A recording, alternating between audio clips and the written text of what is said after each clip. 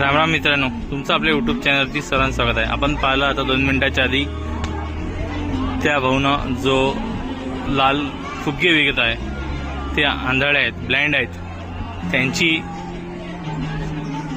आर्थिक मदत करून आज एक समाजाप्रती काय आपलं ऋण लागते याची एक माणुसकीची दाद देत त्यांना मदत केली।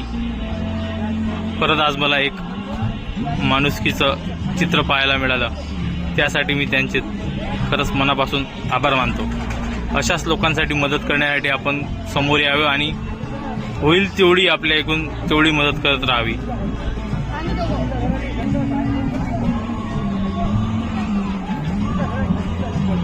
जोपर्यंत आपण यांना मदत करत राहू